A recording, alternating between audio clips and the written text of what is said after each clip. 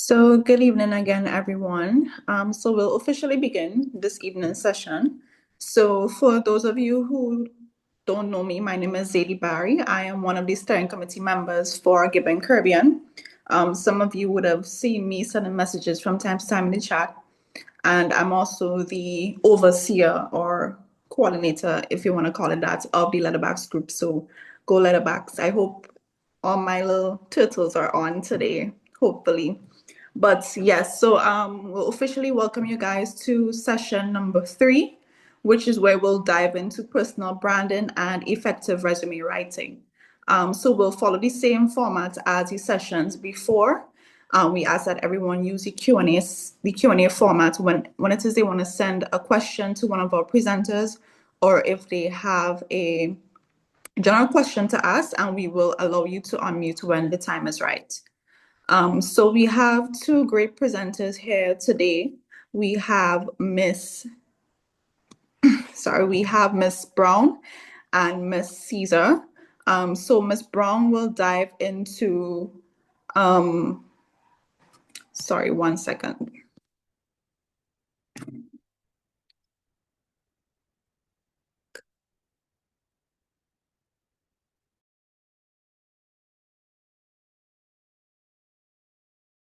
Sorry about that. So before I go into our presenters today, so I know some people were having trouble logging in, so we will send the login credentials for the meeting shortly in our Hangout chat, so just bear with us for that. So yes, as I was saying, we have two great presenters with us today. We have Miss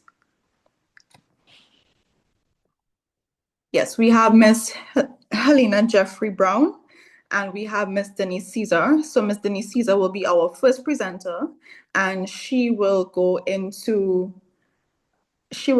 personal branding, and Miss Caesar will go into effective resume writing. So I think Miss Caesar has stepped out briefly. So before I officially announce her, okay, so she's back. Hi, Miss Caesar. Pleasure to have you with us. Good afternoon. Thank you very much for having me. Very excited to be here. Yes, we're very excited for this evening session. We know you'll provide a wealth of knowledge to our participants, and even us as panelists and as steering committee members, we are very excited to be taking in this session with you. So to officially introduce Miss Caesar, she is the founder and executive chair of Freedom Finders. And I will say that I really love the play on the spelling with Freedom Finders. I was really wondering, I was like, is that a technical error? Was that a spelling error? But when I went and I did the read up on it, I was like, wow, that's really clever. So kudos to you on that, yes. So she is the executive founder and executive chair of Freedom Fighters, a nonprofit organization whose mission is to bridge the gap between digital interactions and real-world connections by providing dynamic, community-driven solutions that empower young individuals to lead balanced and fulfilling lives. They engage in community building initiatives as well as personal growth activities and team building sessions and many more great things. Ms. Caesar also holds a Master of Science in Marketing from the University of the West Indies and a postgrad diploma from the Chartered Institute of Marketing in the UK. So once again, we welcome Ms. Caesar. Without further ado, the floor is yours. So good afternoon, everyone. I hope I'm coming through loud and clear. Thank you very much for that wonderful introduction. And I am so excited to do this. Now, to what you mentioned there just now, what I will say is this. If you are curious about what Freedom Finders does, I would love it if you could follow us on all of our various platforms, but I'm going to share that in a moment. Let's get started.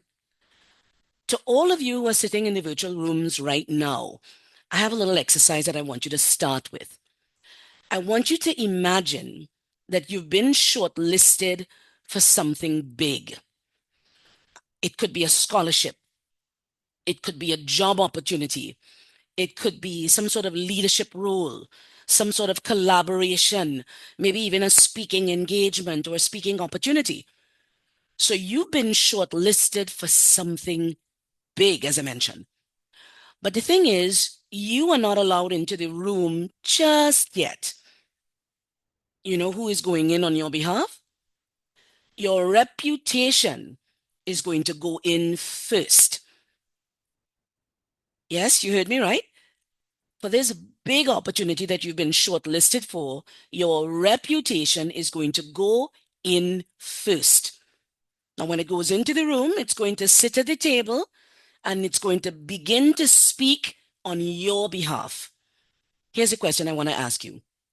What does your reputation say? Now, mull that over for a little bit because I know we are in webinar mode, so you're not necessarily able to put anything in the chat. You can use the Q&A box, but you're not able to put anything live in the chat per se. But you can use your device or make a note. Wherever you're sitting, I want you to do this. There are a number of exercises that we're going to do to make this fun and engaging. And what I want you to do is use whatever device, paper, platform, whatever you have to work along with me as we do this. So we set up the scene nicely.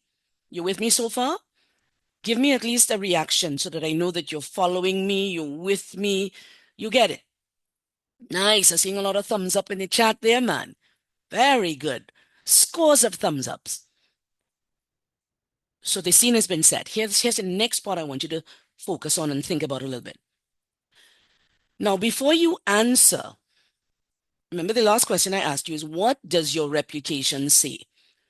Now, before you answer, I want you to remember that your reputation is not built only by your resume. We need to make sure that's clear. This is not your resume alone. We're talking about your reputation being built and formulated and molded by things such as your habits, your conduct, your comments, your reposts, your retweets, although Twitter is not a thing anymore, it's on X, but your retweets, all your captions, your silence, your associations, and even your consistency. So imagine that. And here's my question to you. If your reputation spoke today, what tone would it have? What tone would your reputation have if it was going into this big job opportunity, this great promotion, this opportunity to collab, a leadership role, a scholarship, whatever? If your reputation spoke for you today, what tone would it have? Would it be polished? Would you be coming across as chaotic? Would it be giving thoughtfulness? Would it be giving creativity? Would people perceive you as being trustworthy, authentic, inconsistent? What about thoughtful? Or maybe thoughtless? Interesting, huh? I hope I have you thinking by now. I hope your curiosity is piqued. So I can see your responses if I click on the Q&A. And I'm doing that now because I really want to get some feedback. We're virtual. So the best way for me to ensure that you're engaged and you're with me is for me to just keep checking in that Q&A chat. And I'm checking it. Oh, very nice. I'm seeing words such as soft, curious, some saying visionary, thoughtful. My reputation would have quite a tone, somebody's saying. And I hear you. And it's good that we're doing that because this exercise is very instructive. So I'm going to start sharing my screen now so that we can get a sense of what we're covering today as we start talking about personal branding. Meanwhile, you continue putting stuff in the chat. Nothing is wrong with that. We like that. So give me a thumbs up if you're seeing my screen, please. Nice. Very good. So we're going to get going now. And one of the key things I start with is a very popular, to me that is, quotation that I really like by an Australian author, I think she is. She says, your vibe attracts your tribe. And that's the angle we're going to take as we look at creating a distinct personal identity or personal brand. So, just some of the things that I'm going to cover this afternoon. What is that personal brand? Why is it important from a professional and a personal level? How to align your personal brand to your goals? How your physical presentation and your image can contribute to your personal brand. And most importantly, how to develop a personal brand strategy. This is a little bit about me, but that was already shared. And this here now would be the slide where I share some of my, excuse me, some of the platforms that we're on. We're called Freedom Finders. The website is freedomfinders.org. And we're on LinkedIn, Instagram, Facebook, X. That's how you can WhatsApp me. But we're going. Let's get into it. So, what is a personal brand? Now, a personal brand, if you had to give it a formal definition, is your reputation. That same personified reputation that entered that room with that big opportunity on your behalf to give and share and represent for you, that's your personal brand, your reputation, your value, how you stand out. And personal branding is not just for influencers or for celebrities, not because there's a certified Samson or a Kyle Boss, or if you're in other regions, I'm sorry, I don't know all of the influencers in your neck of the woods. But back to the key point is that personal branding is not just for influencers or for celebrities. Personal branding is for everyone. And let me tell you why. Some of the things that we talked about just now, by using that little analogy or illustration at the start, it really puts things into perspective in terms of what else shapes your reputation besides your resume. We would have seen that that brand or that reputation is built in places that sometimes we all underestimate. Whatever you're putting on Instagram is going to influence and affect the reputation and the way people perceive you. Whatever is on TikTok, screenshots, what you post on LinkedIn. I mean, that one more or less is a given because LinkedIn is more of a professional type platform. So anybody who's there is serious about their brand, serious about business, serious about networking. But what about the comments that you would post in other circles, though? Things that you're putting in group chats, those tweets that I told you about on X, the repost, the things that you're tagging, tagged photos, the captions that you're putting, the people that you follow, what you support, what you endorse, how you email. Back in the day when email first came out, people thought it was cute to use different types of things in terms of creating an email. So I remember a friend of mine, she didn't know better. Her email address was ticksauce at hotmail.com. Once I say hotmail, you can tell my age. You know I'm talking a long time ago. Ticksauce, though, if your email is supposed to be your professional representation, again, we're talking about that reputation that comes into the room before you. What is your email conveying? Hmm? Big sexy at yahoo.com.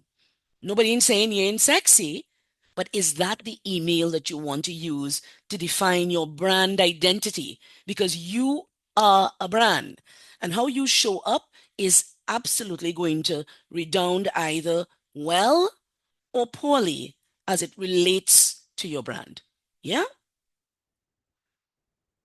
I'm seeing the emojis, but if there's anything in the chat that I need to be mindful of, I have to keep checking from time to time. But how you show up in class, how you show up in a meeting, how you greet people, how you treat people, all of these things actually influence your brand and how you're perceived. Now, Jeff Bezos from Amazon, it's not a name that anybody's unfamiliar with. And here's a quotation from Jeff that I think is one of the most profound things that he could have said. Take a look at it for a moment while I check to see if there are any comments that I'm missing. Jeff Bezos said this. Just checking in the Q&A box here now. He said, your brand is what other people say about you when you're not in the room. Let's go again. Let's unpack that. Let's assimilate that. Let's take that in. Let's really think about that for a moment. Your brand is what other people say about you when you are not in the room. And if you're from the Caribbean, we're not talking about bad talking, eh? Even though bad talking is a Caribbean term, it's something that we say. We're not talking about what people would bad talk you and say. That's not what we mean. What we're saying is just what Jeff is trying to convey here, that your brand is what people say, other people say about you when you're not in the room. Similar to the example we gave just now with your reputation entering first, your reputation riding shotgun. What is that brand conveying about you? Very important. And at the end of this discussion, in the next hour or so, we're going to have a very good grasp on that so that we'll each make sure that we're not doing ourselves harm by the things that we're putting out in the virtual space. And for the most part, I know there are a lot of Gen Zs in this group. There may be even some millennials. And social media is where you live. Most of your interaction, most of the things that you do, it happens on social media. Now, here's a fun fact. Now, I am not the one bad talking Gen Zs, but I work in a tertiary level institution. And so research is something at the core of what we do and at the core of what I do as a student. Here's my question to you, or my comment. Did you know that they say that Gen Zs no longer remember what their ringtone sounds like? If you as a Gen Z is offended by that, give me some sort of reaction now. Use an emoji and tell me how you feel about that. Research indicates that Gen Zs do not know what their ringtone sounds like. I'm seeing some shocked faces because you're saying, but that's madness. How come? How can you say that? Who has the right? How dare they say that? You want to know why they say that and what the research actually reveals? Among Gen Zs, because you are constantly holding your cell phone, because your phone is always in your hand, it doesn't even have time ring. Your phone has no time to ring because from the time it starts to vibrate, a Gen Z's phone is already in their hand. And so there's no need to hear ringtone. You answer it because you always have it in your hands. Tell me they lie.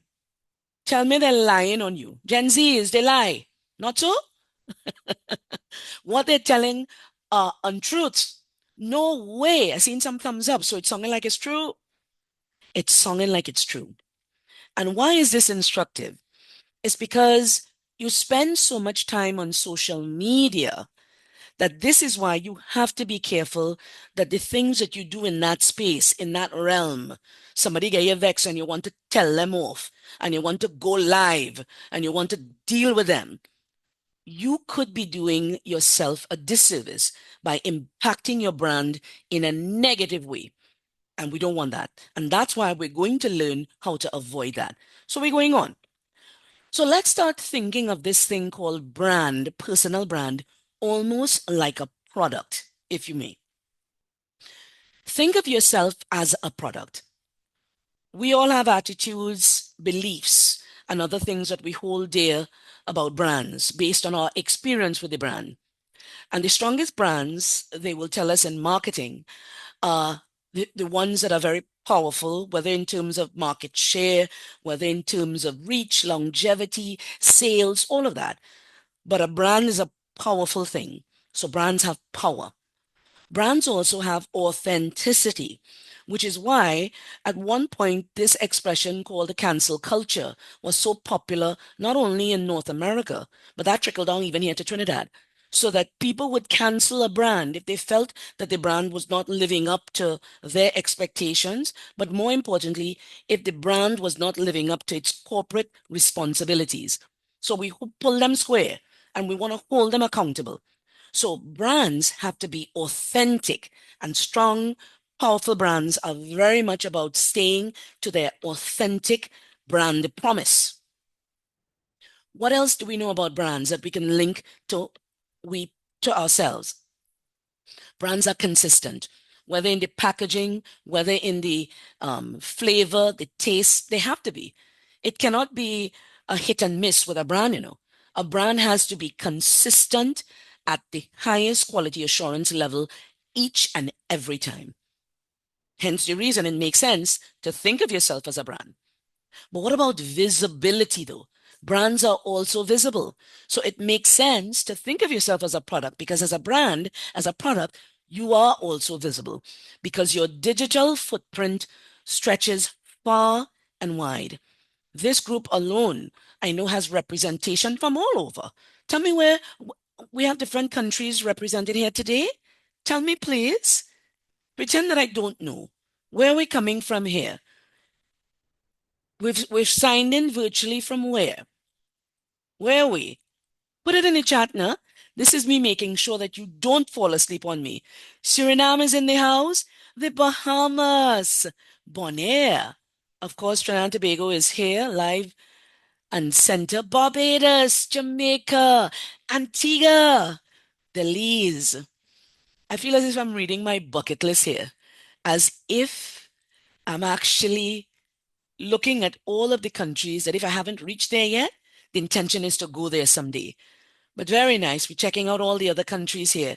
I'm seeing, going down the list again, Barbados, Grenada, Dominica, Jamaica again, Belize, Barbados, Guyana, St. Vincent and the Grenadines, lovely.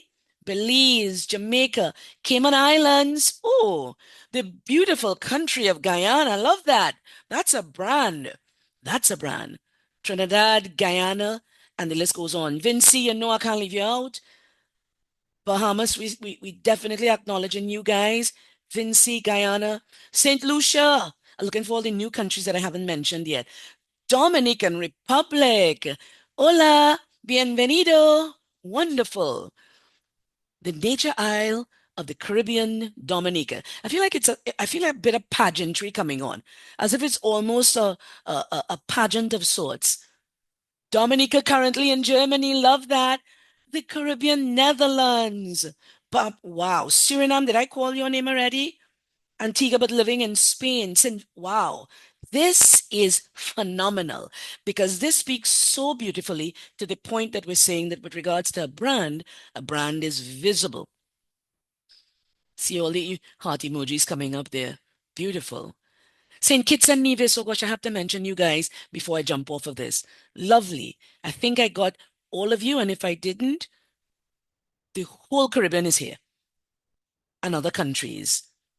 And we're loving the fact that you're here. Glad to have you. So we go back now to thinking of yourself as a product or a brand. You're visible, and clearly you're visible all across the region because that's where the representation comes from. So also as a brand, there's that value proposition. What is the thing that you bring? That's a little phrase that I would use. In terms of your personal brand and the value proposition is a fancy way of saying, what's the thing that you bring? What makes you unique? What makes you special? What makes you stand out? And just as products have all of these, brands and personal brands also have all of these. So let's go on now. We're getting into the nitty-gritty and we're starting to look at this at a deeper level. Why is your personal brand important? Big question. Perhaps self-explanatory, but we need to drive the point home nonetheless.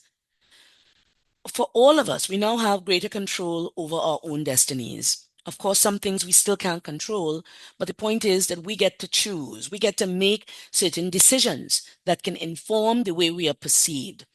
So with that kind of responsibility and that kind of control comes that increased need and that increased goal of minding your business. You gotta mind your business. I know that across the region, everybody can relate to what minding your business means. Do I need to translate that into Spanish? DR, translate mind your business in Spanish for me and put it in the chat. DR, where are you? I'm looking in the chat. Somebody will let me know if they did it. But to get ahead, when it comes to that personal brand, we have to manage the impressions that other people have of us. A Trini in this chat might say, well, I do business. Fire bun. I will do me. Mm-mm. Wonderful. All of that is good. Print it on a t-shirt and wear it. That's fine. But when it comes to your brand, you have to care. You have to manage the impressions that other people have of us. Because we live in a world from a business standpoint. When I teach certain things, we talk about the VUCA, volatile, all of these are to describe the kind of world and environment we live in. And VOCAH is the acronym, but the H in that stands for hyperconnectivity. We are in a hyper connected world. And when that phrase was first coined in the business world, it was before the chat GPTs and it was before all these various social media platforms really took off. But even then, we knew that the world we're in is hyper connected.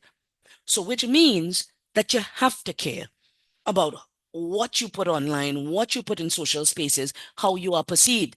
You have to mind your business. What's the Spanish way of saying that? I'm jumping in the chat to see if DR represented for me. DR, did you? It's en español. En español. I'm looking down the chat, but I ain't seeing it. So I'll check back in time. But let's continue on. There's that smile.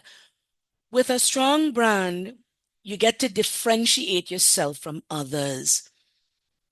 With a strong brand, you get to maximize your career potential. This is important. So, what I want you to do, my friends from up the region, is to create brand you. Just as we saw with the product and all of the variables, all of the aspects of product marketing, we want to go personal branding. We're looking at your personal brand. Don't claim to do stuff.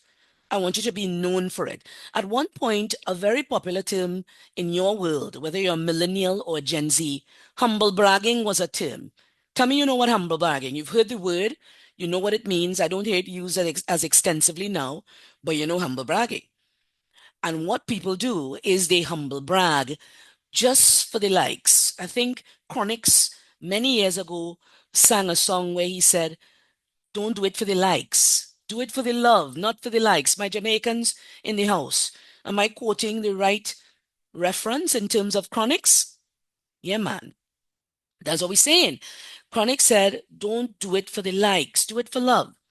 And so to create brand new, I want you all to get out of this world of only thinking about posting stuff and making it seem like if that is all that matters and that is all that is important. No, don't claim to do stuff. You have to be known for it. What I want you to do as well, or think about when it comes to creating brand new, I want you to define your skills. I have another exercise that I'll do at the end where I ask you, what do you want to be known for? But we'll get to that. To create brand you, remember I said to you earlier, what's the thing that you bring? What's the thing that you bring? Because if you're a product and it's all about your value proposition, what does the market need right now? Who are you up against? And we're not just talking about being able to go through the infinite scroll. That's not what we're talking about. Because and that's one of the things that Freedom Finders we do. We promote more outdoor activities. We promote things that are more about connecting. Our slogan, one of them, we say, disconnect to reconnect. And that's important because so many Gen Zs, but especially the alphas who are coming after you, it's very worrying because the way algorithms are designed is to keep you hooked. In many circles, they reference and liken it to gambling. Because if you think of TikTok, for example, there is what is called that infinite scroll. You know what that means? It means that you could be on TikTok for hours because every time you swipe up, you never get to the bottom of the page. You ever realize that? Have you ever realized you will scroll and never get, you say, well, all right, one more video, just one more and I'm done. A good day, one more and no more. And you keep scrolling. And do you ever get to the bottom of the page? You don't. It's called an infinite scroll, and it's designed and built to mimic a lot of the things that you see in casinos and slot machines because it's an addictive thing.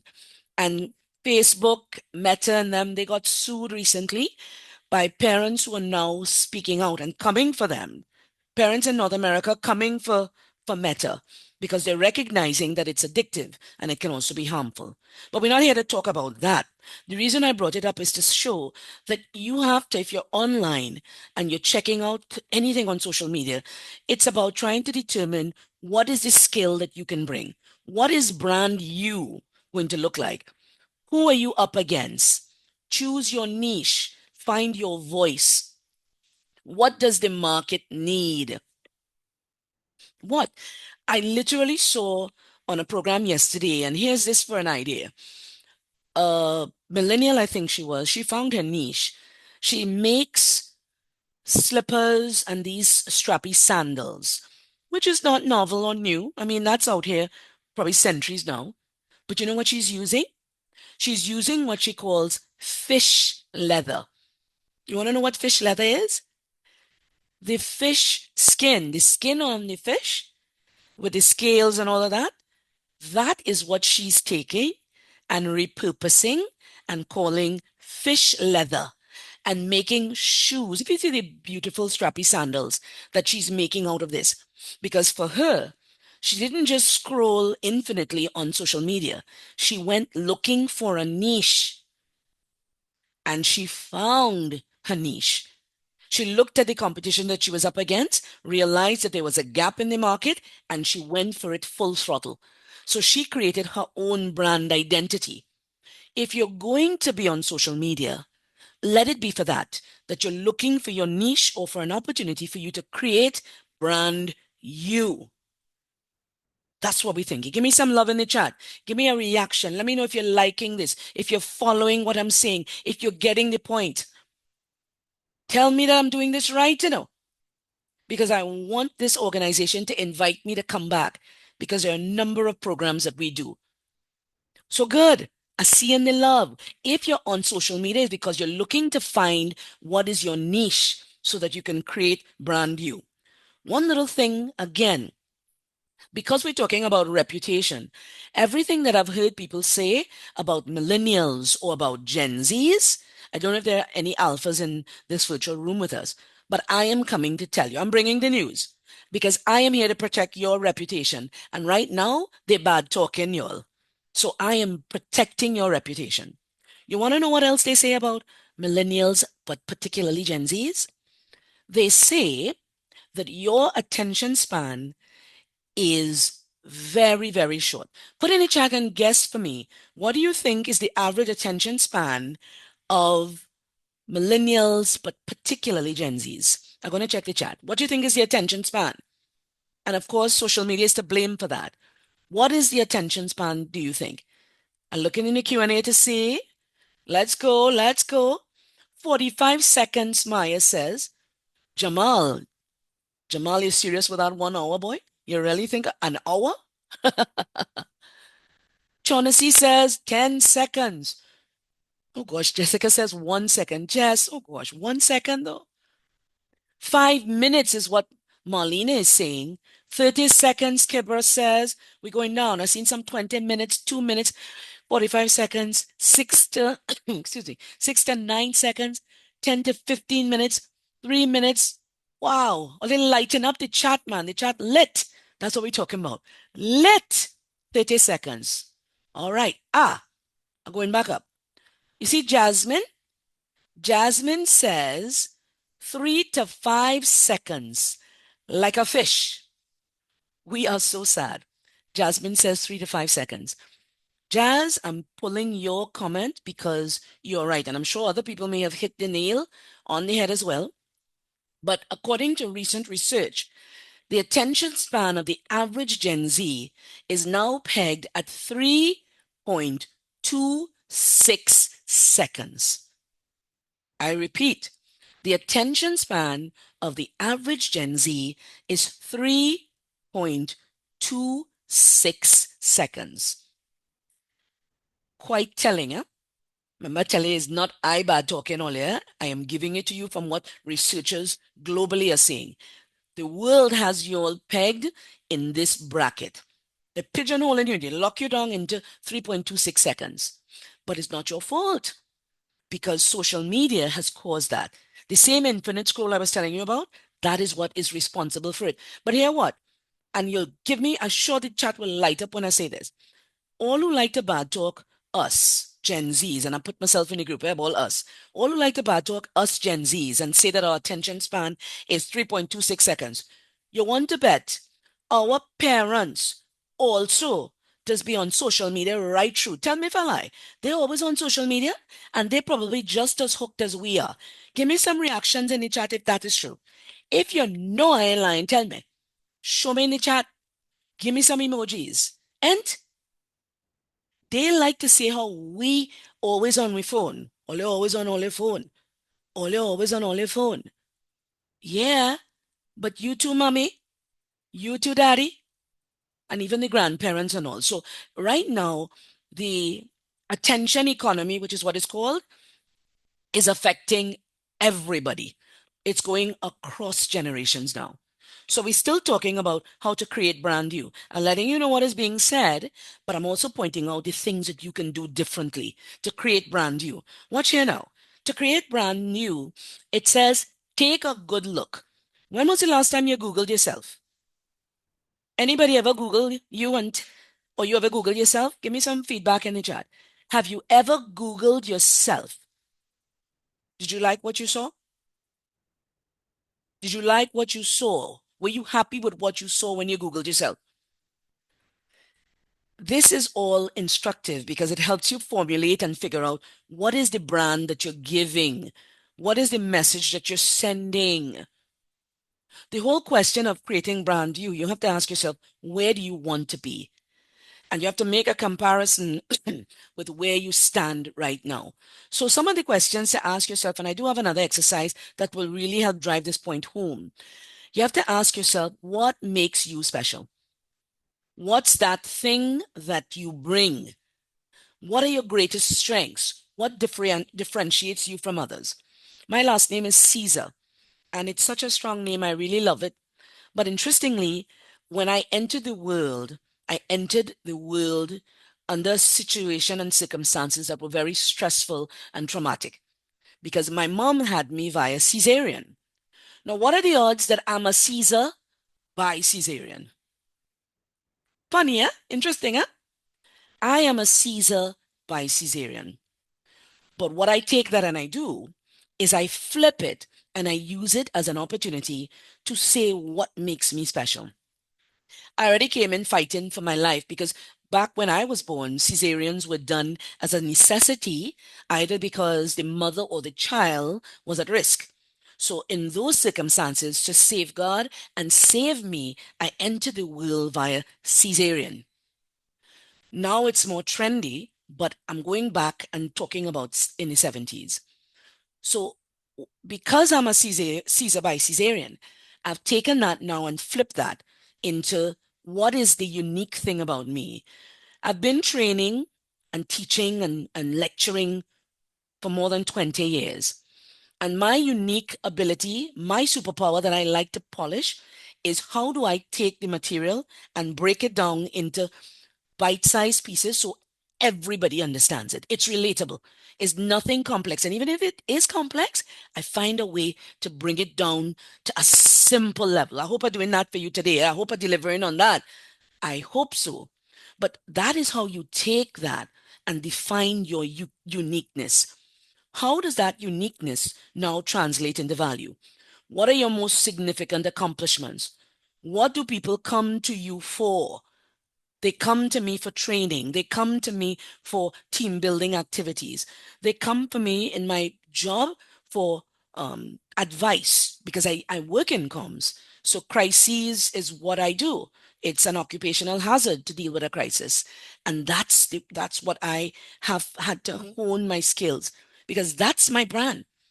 My brand is all about that. So even if you Googled me or you look in different circles, you're not going to see me in a TikTok video, for example, doing the high beam dance. High beam by Lady Lava. No offense, some people love it. It's a fantastic beat and melody. But how would it look if you see me in a TikTok video doing high beam? It wouldn't sit well, eh? Because I have to make sure that Everywhere I show up, I am doing justice to my brand. I am doing justice to my brand because my brand is an important, sacred aspect of who I am. And remember, before I even show up in the room, my brand speaking on my behalf, What's the tone that my brand has to be speaking in? It has to be in a polished, professional tone. So here's an exercise that I want you guys to do with me now. Please, I want you to tell me or show me your brand in emojis. So here's my question. If your personal brand were 5 emojis, what would they be?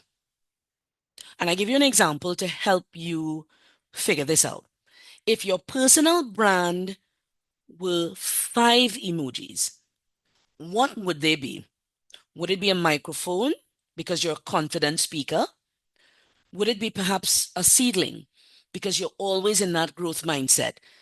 Continuous learning, always looking to upskill, do a new course, learn a new program. You're in every free webinar, you're in every online setting. What is one of your 5 emojis going to be? A seedling? What about a notebook? Because you're very organized. What about a notebook? Because you like journaling. What about a notebook? Because you like storytelling and you like to jot things down. What if it sparkles? Sparkles means that you're real creative. What if it's a globe, though? A globe can mean you love to travel, or a globe can also mean you have that global mindset, that global outlook. You're not just stuck in the Caribbean, but you have a global mindset. So, what would your 5 emojis be if your personal brand had to be represented by 5 emojis? And I'm going into the chat now. I don't know if the Q&A box would allow you to put an emoji. Probably not. So you might have to just tell me, hey, look, I seen something here. Let me check it out because this interaction is important. Vanessa says global. She'll have a globe. She has the justice scales because she's about rights and integrity. She has, I can't make out the emoji properly, but she says strong voice communicator. She also has, oh, first they're coming in the chat now and you're able to put the emojis. I see that. I'm seeing Elizabeth has, oh, every time I try to read it, it moves quickly, but I'm seeing it. Someone has a writer, a globe. I'm seeing a trophy. Maybe they're into sports. I'm seeing one of those little screens. I'm seeing what is that? I'm seeing a lot of things. They're so tiny, but beautiful. I love the fact that we're getting that interaction. That's what we want. I want you to really be reflective in this moment and think, what is your brand representing? What are your 5 emojis? I'm seeing one saying partnership. I'm seeing creativity. I'm seeing the seedling. Yes, very good. The globe. Very nice. That writing, I've seen that hand a lot. I'm seeing a football, I think. Very nice. Oh, wonderful, guys. Loving the level of engagement. I am truly happy because you know how it is in a virtual world. If screens are off, you're not sure if people getting you, or you're not sure if they're even there. So I'm happy to see that you're all there. Very nice. We're moving on. So I want you to keep this. This is like your own little personal exercise with these emojis. Whether you're using it as a mood board, whether you're using it to guide you, that is very important and instructive. So those are your 5 emojis. Now let's look at another quotation as it speaks to your brand. This is George Bernard Shaw. He's an author. And he said, life isn't about finding yourself. Life is about creating yourself. And I love that because it speaks to what we're saying about your personal brand, creating that, finding your niche. How will you show up? Whenever you're on social media, don't just be scrolling and watching at videos. Don't just be on YouTube. Don't just be on Instagram and just looking at stuff. If you're on social media, you ought to be learning something, is my philosophy. And given that we're in the realm and in the world of AI now, my recommendation to you is every day, if you can, spend at least 15 minutes learning something new about AI. Learning something new on the whole, but certainly learning something new about AI. Because life is about creating yourself. Some people think that AI is going to come and take your job. AI isn't going to necessarily take your job, you know. But the person who's learning to use AI, that's the person who's going to take your job. Because you are stuck in a realm or in a world where you're scared and you don't want to try. You need to be careful. You need to be mindful. So, pausing for a moment for you to kind of reflect on all the things we've covered. We're doing well for time, but we're covering some really meaty and important points. So, now I want to talk about why it's important to safeguard your brand. I said to you a couple slides ago, have you ever Googled yourself? And when you Googled yourself, the question is, what did you see? What came up when you Googled yourself? Were you pleased with what came up? Were you happy with what you saw? Well, interestingly, potential recruiters or employers will also Google you or will also check your social media platforms before they hire you. So it's important that we have this conversation now about why it's safeguarding your brand is needed. You have to safeguard your brand for a number of reasons. One, there's the whole matter of job opportunities. Safeguard your brand because you'll see in a couple minutes, in another couple slides, that it's an important aspect of the audit that's done on you to make sure that you are good enough to work in the company or work wherever you're going. Now, mind you, in terms of talking about Gen Zs, again, this is not me. I'm not bad talking. I'm just telling you what I've heard and what researchers said. Researchers said, for example, that unlike people like me, I'm a Gen X, and the generation before me, they were boomers. Boomers and even many of us Gen Xers, we stay in a job for decades. It's not unusual, as you know, for you to hear of your parents or grandparents working 20 plus years in an organization, devoting or retiring after 30 years, retiring after 35 years. You see, Gen Zs, all in business for that. Fireburn that.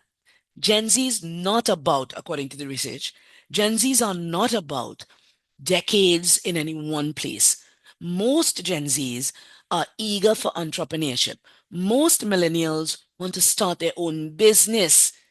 And worse yet, coming out of the pandemic, you know that they had gotten a taste for online and working remotely at that time. And for many, it stuck. So Gen Zs really prefer to pursue their own business, to not work for anybody but themselves. But for those of us who still have to earn a dollar and still have to work for secular authorities, this is where the job opportunities thing is important. You have to safeguard your brand because they will Google you. In terms of what they find, it will either work in your favor or against you. Let's talk about that personal growth now. In terms of personal growth, you have to safeguard your brand for that reason. You're not going to stay in one spot forever. You're going to move, you're going to grow, you want to be promoted. And so, in order to develop that growth mindset, you have to be careful that your brand remains intact as you grow and move from strength to strength. Let's talk about the promotions. We mentioned that improving sales, depending on the business that you're in, your reputation precedes you, as we say. So safeguarding your brand is important. You have to be advocates for a particular cause. Something that Gen Zs are big on is advocacy. So many times, movements that may have started in America, such as when the Me Too movement was a thing and the whole issue happened with George Floyd and the Black Lives Matter movement was a thing here in Trinidad.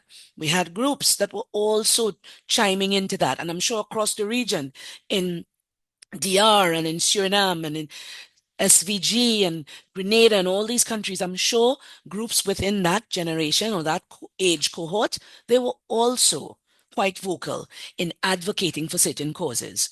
Cancel culture was big. And so this is why we're saying that you have to safeguard your brand. It will take one episode of you jumping out yourself and putting your thoughts with regards to a particular incident or issue or endorsing a particular brand or what have you. And that footprint lives on. So you need to advocate for causes, yeah, no problem. But down the road, you don't want this to come back to haunt you. Safeguard your brand too in terms of creating that increased awareness and, of course, the influence. At this stage of my life, I realized that I wanted to give back.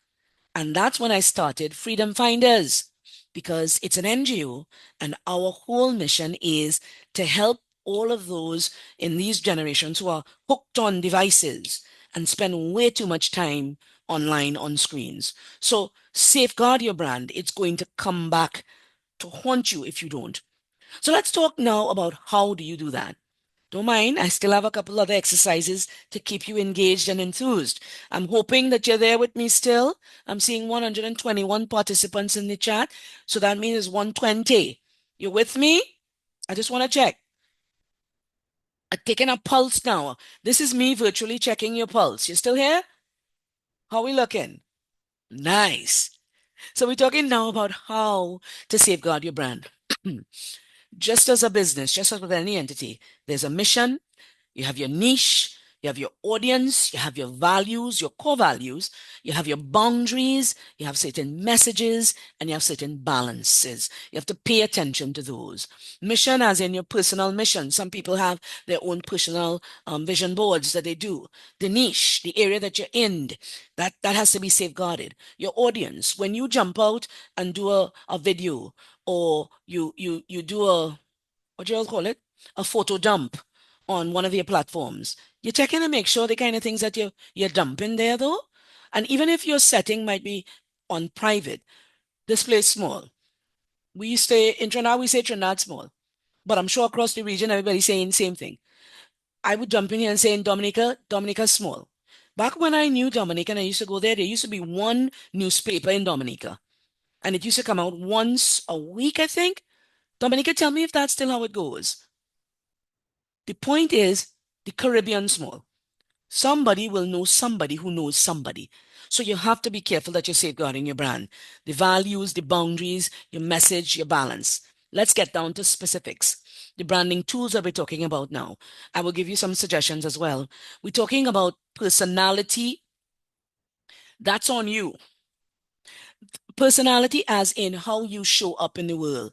How people, when they engage with you, what do they get? What are the vibes that you're giving? Remember, we talked about the vibe and linking it to your tribe. What is your personality, that dominant style? How do people view you? Who do they have a negative perception of you? It's important. What about your appearance? We know that we live in a world where everybody is all about posting videos about get ready with me, and nothing is wrong with that. That's on your personal platform. You do you. But what's the GRWM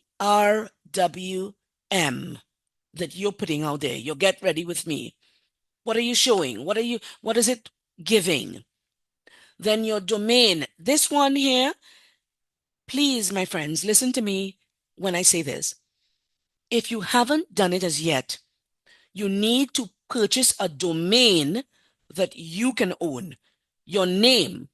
Purchase your name as a domain. Go to GoDaddy, go to whichever one of the other sites that you want to use, but you need to own your domain. So, for example, I own denisecaesar.com. I don't have any intentions of using it just yet, but I'm at that age where after I retire, retirement is not too far. The next thing is consultancy. So I must own my domain, denisecaesar.com. Whatever your name is, and I wish I could still see some of the names now, I'm asking and encouraging you. One of the things that you can do from a personal branding perspective is go purchase your domain. Own it.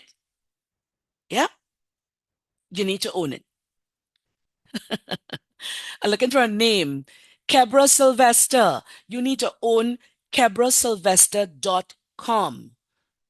Danny Seals. You need to own dannyseals.com. Let's go again. I'm going up. I'm looking for a different name. One that I could pronounce. Julie Clark. You need to own julieclark.com. AyanaSt. Rose.org? Nah, AyanaSt.Rose.com.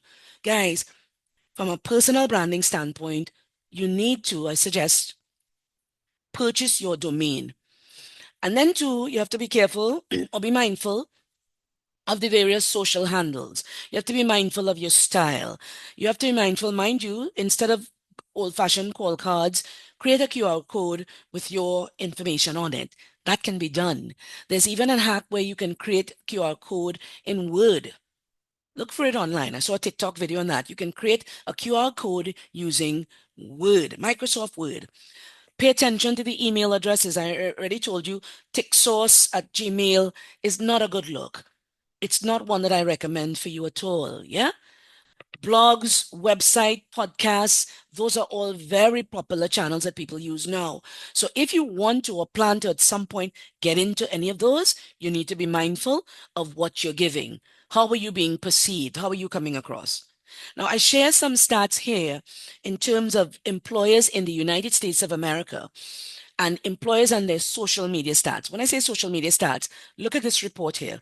And this is in 2023, keeping an eye on the time here. 67% of employers use social media to research candidates. This is in the US of A. 54% of employers have rejected candidates based on their social media content. This is not that long ago. We're talking about in 2023. This is in 2023, according to Zapier, which is a career resource platform. 54% of employers have rejected candidates based on their social media content. So imagine you putting out content out there, your reels and whatever else, and you're doing what you're doing. You have to maintain a professional online presence because they will check. Now, let's talk specifically about some of the things that will turn off employers. Remember, we're building a personal brand here. And we talked so far about all of the elements that go into you viewing your brand as a product, all of your values, your mission, all of these things are important. But what turns off an employer are some of the things that we're seeing here. Now, mind you, if the US is doing it, you also know that here in our realm, in the Caribbean, employers are doing it too. They use social media as a resource in order to get a holistic view and a fulsome view of a candidate, of someone who they're thinking of bringing into their organization. And now, even after reputations have been built in 20 and more decades, 20 years and 2 and more decades, you find that it would take just one outer timing post or one outer timing comment or something to undo that reputation. So, which is why it's so important. What turns off an employer would be things like this. 46% say provocative or inappropriate photographs, videos, or information. Mind you, if you have your profiles locked, then that is good. And it's a practice that you should absolutely implement. But if it's public and anybody can see it, or if some of your friends can see it, you just have to be mindful and careful. It turns off a potential employer. Information about you drinking or using drugs. Yeah, you're a big man, you're a big woman. Nobody putting food on your table. You can handle your own stories. You could make your own decisions. All of that is true. But if that information is being projected and promoted in the kind of images that you're putting out there, and you are on the job market, if I go and I check your LinkedIn profile, it says open to work. If it's open to work, then your page ought to be locked. You cannot be projecting these kinds of images if that's where you are in life. Let's talk about some of the discriminatory comments related to race, religion, gender, and things of that nature. Right now, there are multiple conflicts going on across the world. Even if you have an opinion, you have to be careful. What is the opinion that you're putting out there? Because again, these things create a trail. It creates a digital footprint. And a digital footprint is very hard to erase. So be very careful that you're not putting out comments there that are discriminatory, that are related to or linked to race, religion, gender, or your POV. Your POV, point of view, I get it. It is what it is. but just be mindful that you're not doing yourself more harm than good. You're not doing yourself a disservice because of the things that you're putting out there. So bear with me, give me some love, make sure you're still here with me. But these are some of the core fundamental things I need to cover. I need to make sure that you're here with me, because at the end of this, as much as I want you to remember all of the little fun stats and other things that we're sharing, I don't want you to leave without getting a firm grasp on how important it is to protect your personal brand. Candidates bad talking a previous company or fellow employee. This is a trend that you see a lot of times on, because you see it on the videos where somebody may have been fired or whatever circumstances, they left a particular job, and they now come out with this revealing reel or video to show this is what this company has been keeping from you. Now that I don't work here anymore, I want to share this. So they're bad talking the previous company, or they're bad talking a fellow employee. Earlier, the Caribbean small. I've now changed the expression Trinidad small to the new expression the Caribbean small, and the region even smaller. Because we live in a hyper-connected world, these things can spread. And 31% of employers say they don't like it when a candidate does that. You're bad talking the previous company, or you're bad talking somebody who was there. And then, of course, worse yet, you see your communication skills? If those are not good, that's something that they don't like at all. And they can tell your communication skills, because you're posting videos on TikTok, or you're putting up stuff on Instagram. So they can hear, they can discern, they can infer. So if that is the case, how do we fix this? Where do we go from here? We know what we can do to build a strong brand. We know how we could damage our brands. But let's see what are some of the things that we can do, some of the tips that we can take away with us to be able to build that brand moving forward. I talked to you about Googling your name already and see what information comes up. And so the suggestion is use all the privacy settings and options that are available in terms of safeguarding your platforms, whichever platform that you're on. Make sure the setting is set to some sort of private option, because in the US, they, excuse me, as a stat here that I'm showing you tells you, in the US, even with private tabs that are applied by some agencies, they can still access your profile under an act that they have called the Patriot Act. We don't have that here, but at the same time, by looking at some of your friends or bouncing up or stumbling on some of the associates with whom you move on Facebook, for example, you know that on Facebook, you can see who the person is friends with. If Facebook is my only frame of reference, forgive me. I'm a Gen X. I did disclaim, that was a disclaimer I gave very early on. So people like me, we're on Facebook. But I have a Gen Z who tells me Facebook is for old people. I don't argue with it. I am who I am. I'm on Facebook. That's, if I have to check a platform first, that's where I go to first. Just being real. But the point is, when you search on the social media platforms, you see who knows who. And that is social networking in a sense, and that counts. So I want you to use your good judgment when you're creating those online profiles. Ask yourself this question. Think about this. Would you be willing to have the information that's on your online profile right now? Are you comfortable with having that viewed by the public? Could you justify the information to others if they question your post? So you post something, you jump out yourself, you put something. I talk my mind. I ain't holding nothing back. I'm removing all holds barred. I'm talking freely. Oh, really? You're talking freely?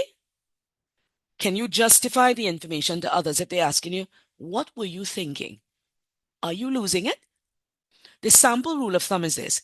If you don't want information about you to be known by an employer, do not post it online. Simple. Don't post it online if you do not want it to get into the hands of a potential employer. And don't post inappropriate pictures of yourself. When you're writing or sharing your comments on blogs or in journals, I want you to be very cautious when it comes to that too. Stop naming employers. Stop naming individuals with whom you may have had a bad or even a negative experience. Don't do it. Don't give a bad interview. Don't put anything negative out there, because think of what that is going to do. And then sometimes too, we follow certain online groups. Be careful what online group that you're following, please, because you want to be sure that that affiliation is not going to create a perception of you which may not be true. It actually may not be, it may be far from the truth. But because you follow this group, people will think, well, hey, you must be subscribing to that philosophy. So be mindful. Once you post information online, you don't have control over where it's going to be stored, who's going to see it. Always assume that some employers are going to view your profile online. Always assume that that's going to happen. And be aware that even if it doesn't, the employer doesn't view your site, potential colleagues or potential clients might. Because even though you think you're going up and cleaning up everything, there's certain things that still live in cyberspace, and it's not easy to remove it. So don't put it there in the first place. So let's talk about building a positive online presence. And we're doing well for time because we're coming close to my period being wrapped up. We want to build a positive presence online. What do employers look for? What do they want to see in a positive online presence? Join a professional social network like LinkedIn. You have to be on LinkedIn. Given the nature of what LinkedIn is, and even if there may be criticisms, people talking about certain changes on LinkedIn, it is by far one of the most professional platforms that you can be on. So please join a professional network. Join one of those networks that are related to your line of business. So if you're in PR, join the International Association of Business Communicators. If you are, and Barbados has a chapter, let me just say that. Join those type of things, those things that work well and augur well for your presence, for your online reputation, and all of that. If you're posting content, post professional content, more so than the less professional one. Make sure that your posts are about things that are relatable, things that are useful, career growth, those type of things. Don't just join an online group that perhaps could be potentially destructive to your reputation. And then, of course, you have friends, don't you? Always tap into your own board of directors. What do we mean? You should create your own board of directors. You don't have to have an NGO or a business to have it. All you do is have a circle of people, trusted individuals who form part of your circle. They're your circle of influence because you trust and relish and welcome their advice and their guidance. So let's call them your board of directors. Who's in your board of directors is the question. There should be trusted colleagues. There'll be friends, most likely your parents. You'll have mentors. There'll be professors, colleagues, industry contacts. But here's the thing. Is the perception of others consistent with your perception of yourself? That's what we're trying to measure. That's what we're trying to gauge. And the best way to measure, the best way to gauge that is to create your own board of directors. In that board of directors are some of these individuals, and let them play the role that some board members play. There'll be the treasurer, there'll be someone who perhaps is in charge of professional development on your board, and different categories. You build out what your board of directors would look like. So do that. So we're coming on the home stretch now, and here's another exercise that I want you to do for me, please. The prompt is simple. And you're going to score yourselves based on A to H, these elements here. I want you to score yourself from 1 to 5. Of course, 5 is the most marks that you can give yourself. And here's the question. If someone searched you, followed you, observed you, or heard about you for 1 week, what would they conclude? 1 week, a whole entire week. If they searched you, followed you, observed you, or heard about you for a whole entire week, what would they conclude? Look at the options here. A, and we'll do them one at a time. because I'd love to get your feedback. Mind you, I don't know you. None of us know each other for the most part. But let's see. The first one, my online presence matches who I say I am. Is this person going to say, yeah, there's a 5? Or, really? This is more like a 1. Or would they say 10 out of 10? And it's out of 5, huh? Second one, my posts reflect good judgment. Rate yourselves 1 to 5. We're on the second one. My posts reflect good judgment. That's B. Give me C now. C. My comments and shares support my goals. Remember, in the personal brand we talked about before, we said part of your personal brand is to have that mission for yourself, your values, your value proposition. What's the thing that you bring? What's your niche? What are those things? Are your comments, I should say, and shares supporting your goals? D, my digital presence shows maturity and self-awareness. Does it though? How would you rate yourself on D? Give yourself a rating for D. And remember, you don't have to, we're not doing this to shine a negative light on anybody. We're just saying that this is all part of the self assessment and inflection that is useful for you to do if you're doing a reputation audit. Remember, we want to see how you are showing up. Huh? So look at the last few now. E says, my reputation would make someone want to trust me. In this attention economy that we're in, people tend to believe and do business with those who they trust. Those who a friend recommend. People ask for referrals. You know anybody who I could hire to references are big. And people will only trust who their circle of friends would recommend. So is your reputation doing you justice by making someone want to trust you? Rate yourself on that 1 to 5. Hear this one. My offline behavior matches my online persona. Now, we're not talking about periods of time like Carnival and so on, because Carnival is all over the Caribbean. And you get a pass for that because you need a stress reliever. Kes many years ago said he needed a mental day. So Carnival for most of us up the region is a mental day. Give me an emoji if that is correct. We're not talking about when you need your mental day. We're not talking when everything is put on the back burner for you to enjoy yourself for Carnival Monday and Tuesday. We're not talking about that. We're talking about, for the most part, though, your behavior offline. Is it matching the online persona that you give or that you put out there? G says, am I intentional about what I endorse or align with? Am I?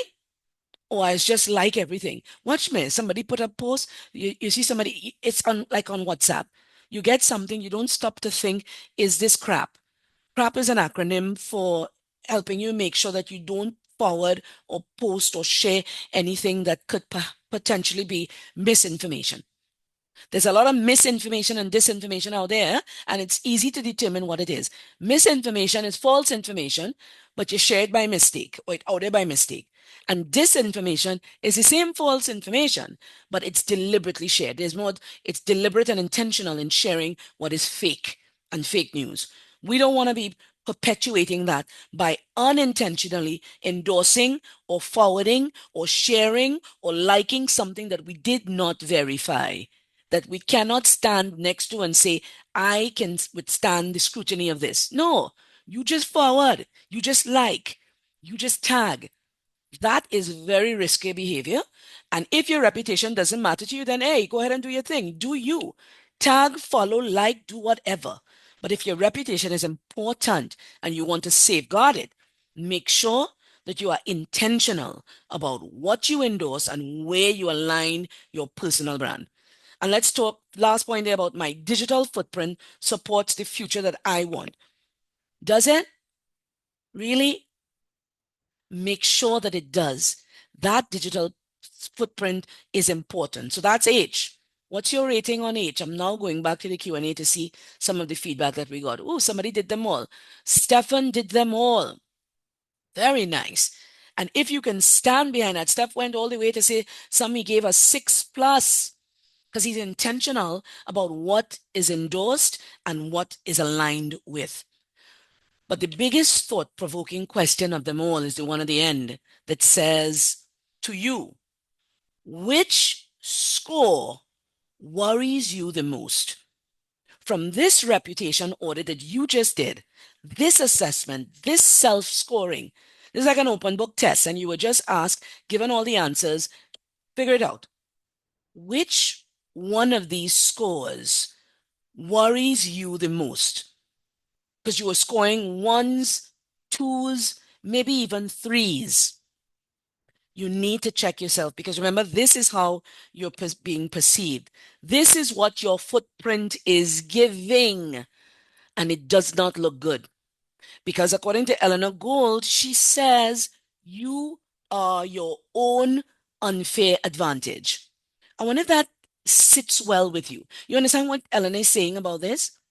Somebody put it in the chat for me. Either use an emoji or tell me in the Q&A box, what is she saying about this? You are your own unfair advantage. Just scrolling down. Wow, lots of people took the little assessment test there, man. Excuse me, going all the way down. Very nice. So this is a big point that I want you to take with you. I'm saying 7:24, so we're on the home stretch now. We just have like a few minutes to wrap up. Administrators, let me know if I'm correct with that, huh? Because we're going through. Now we're wrapping it up and tying everything up nicely with a bow. These are the takeaways that I want you to go with. To manage your brand, you have to be proactive, not reactive, not knee-jerk. We have to be deliberate and intentional to manage and protect your personal brand. So when you're online, yeah, promote your accomplishments. Nothing wrong with that. Maximize your participation by being in certain strategic groups. Communicate effectively. Make sure that you stay relevant. Remember what we said every day. Make it a rule to spend at least 15 minutes learning something new about AI specifically or something new on the whole. Nothing is wrong with that in order to stay relevant. Depending on what niche you want to get into, no one must know more about your niche than you. You must be the guru in your niche. So what else is that we talking about when we say to manage your brand? We said be proactive. Second goal is be strategic. Choose your associates and your associations wisely. Have a positive attitude every time when you're online. Dress and act the part. Maintain that professional image online. It is extremely important. You have to be strategic because once you do it out there, it's difficult to get it off the internet. So here's my little thing. I love this. It's about looking at yourself as if through the lens of a Google map. So Google map your personal brand is what I say. What do I mean by that? Now, back in my day, when I went to secondary school, part of my book list, we used to have a book called an atlas. Now, I know that will probably exhibit a lot of squeals and laughter because how many of you know what an atlas is? If you know what is an atlas, give me a thumbs up. If you never used an atlas before, give me a thumbs down. If it was never part of your book list, do thumbs down. Atlas, what is that? That's not the Greek mythological creature figure that used to hold a globe on his shoulder. Yeah, that is Atlas too. There is that, the Greek mythological figure. But there's also a physical book that I used to use in secondary school called an atlas. But the thing about an atlas, which is a book of maps, an atlas will only give you a static map. It gives you a one-dimensional fixed look at whatever you're seeing. And I want you to think of your personal brand as not a static map at all. You're not a static map. It's not one-dimensional. You know your destination. You know what is needed in order to build a strong personal brand. So your view cannot be flat because with a flat view, you have no sense of detail. It's not three-dimensional. It's not engaging because it's flat. So if we're building a dynamic personal brand, you know what we need to do? We need to Google map our personal brand. And if you go to Google Maps, this image is supposed to capture both aspects for you. Google Map gives you dimension. Google Maps gives you depth. With Google Maps, for example, you can see your 3D street view. The 3D street view is layered. You get a complete view of everything. In Google Maps, you get to see the street. Google Maps can literally take you to the exact street. You might see a couple houses on the street. You see. So Google Maps gives you that street view level. And what we're saying when it comes to your personal brand, do not view it as a static map and look at it from one dimension. And that one dimension is your point of view. Well, I like to share what I like to share. Well, I like to do me. Okay, I get you. Do you? But Google map your personal brand though. Think of the layers, think of the levels, think of how adaptable you have to do. Look at the complete view. Look at your street view. Look at your aerial view. Zoom in and see what you're giving, my friends. Google Maps helps you to navigate the present with an eye on the future because you get so much more of a holistic view, a multi-dimensional view when you Google Map it. So I want you to Google Map your personal brand. Don't atlas it. Don't atlas your personal brand. They don't even use that no more. Just like encyclopedias. Yes, in my day, when I was in secondary school, we used to use encyclopedias as well. Laugh now. You could laugh. Put up the laugh emoji. I know. I know that doesn't happen anymore. It doesn't exist because you'll have all these fancy things online. No problem. I'm not taking any shade. It is what it is. And what we're saying is that an atlas was one dimensional and static, flat view, no details, no layers, no multi-dimension, no future driven, no future proofing, no future, no depth, no dynamics, no nothing. A modern personal brand must evolve to give you that multidimensional view of your life. So please, I want you to take your journey, take your context, take your personality, all of that, and Google map your personal brand. No more Atlas. Strengthen your brand by doing this. Figure out what your goal is, who you're going to be talking to. Because I know as a Gen Z, you want to show up on social media, you want to show up online, you want to do you. You have a point of view, you want to share it. Make sure that when you're doing it, you're mindful of how it will impact your brand. How does your current brand position you to achieve that goal?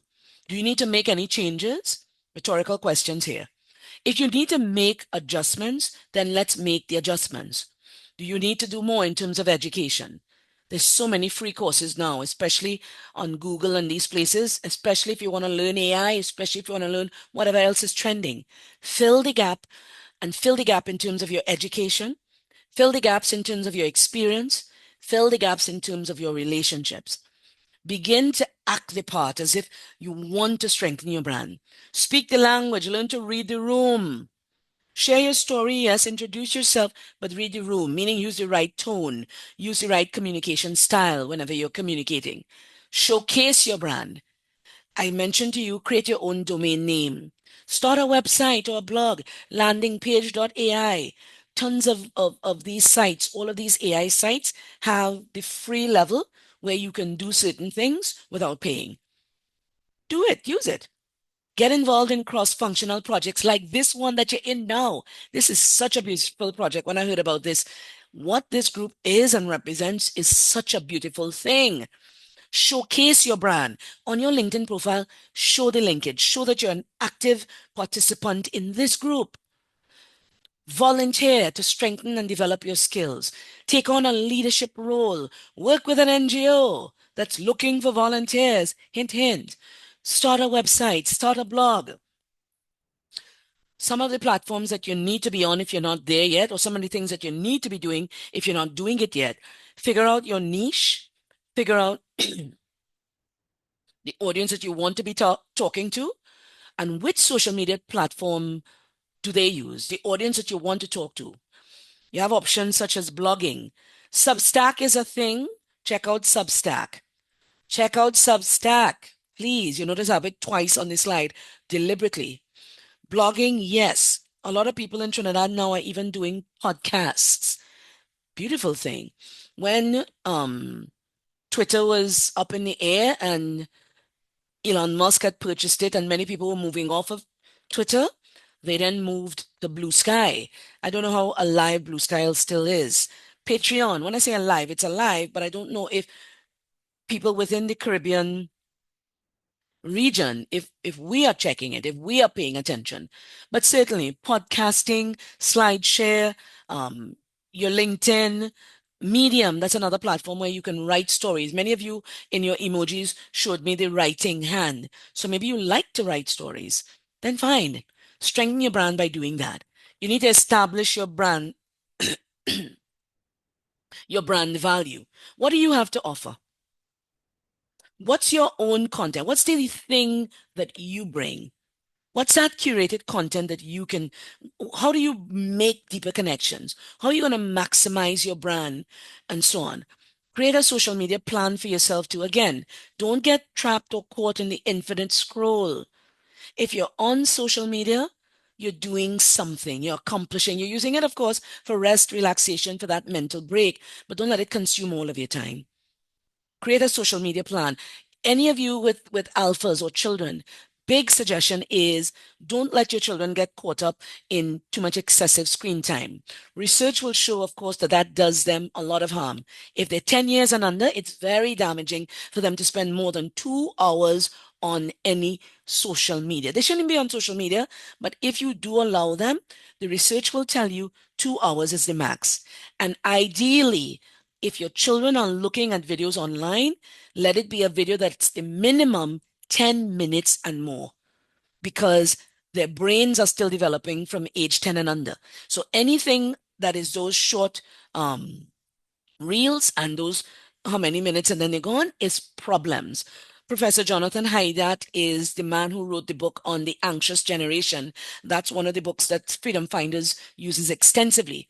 And in his research, he is showing you the neurological damage that's happening to our alphas and their brains with excessive screen time. So that's just a little advice there. But good. Track your activity. That's what that last point is saying. If you are online, don't just be caught in the infinite scroll. And when you check yourself, hey, it's so long I on this thing, 3, 4, even more hours. Track your time. Do something constructive while you're there. And coming to the end now, some suggestions. Have a 30-second elevator pitch that you could use.